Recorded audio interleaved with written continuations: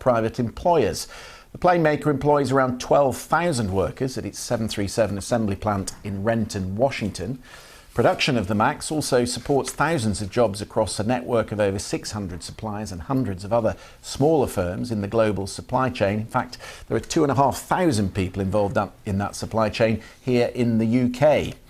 Economists see the rate of US growth for the first quarter will be hit by around 0.6%. As a result, extraordinary figure. A short time ago, we spoke to Democratic Congressman Tom Malinowski, who sits on the House Transportation Committee.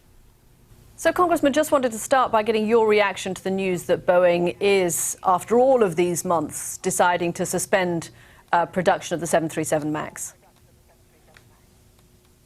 Well, it's a huge blow to the company, and it's a cautionary tale. Boeing, unfortunately, spent many years lobbying in Washington for laxer safety regulations, and the result is that people died, and now the company itself is taking a huge economic hit. I think it's a lesson to multinational corporations that sometimes it does not pay to get the government off your back. You think you're going to make things easier for yourself, you end up making things much harder.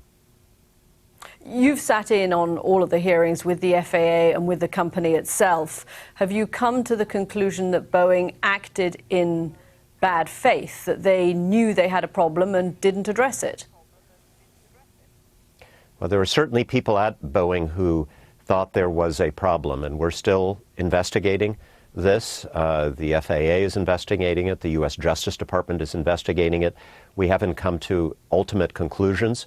But it certainly looks as though there were decisions made at Boeing and the FAA that made accidents like this more likely. Congressman, no manufacturer likes to suspend a production line. Do you think the 737 MAX does have a future? I think it can have a future. Of course, it's not up to me. It's up to the FAA here in the United States. And, you know, I can tell you that the ungrounding process, the process of approving a plane after it has been grounded, is extremely rigorous. So if the FAA concludes that Boeing has taken the necessary steps, which I think are technically feasible based on what I've heard, I think that's a decision that we can have great confidence in.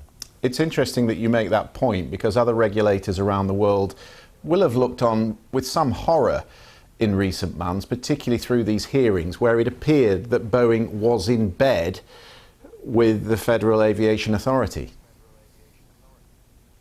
Well, it had lobbied over the years for rules that allowed the decision to certify certain parts of the aircraft to be made basically in-house, and that you know, that's I think at the heart of the problem. We're going to have to look at that certification system and make it more rigorous.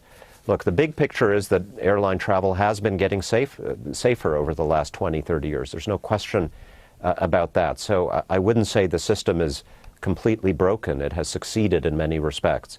But here we have identified a serious flaw that has to be fixed. And until it is, these planes appropriately will not fly. If the FAA tells us that it has been fixed, then again, the ungrounding process is much more rigorous. I think at that point we can have that confidence. Congressman, it's good to get your insight. Thank you for being with us. Thank you.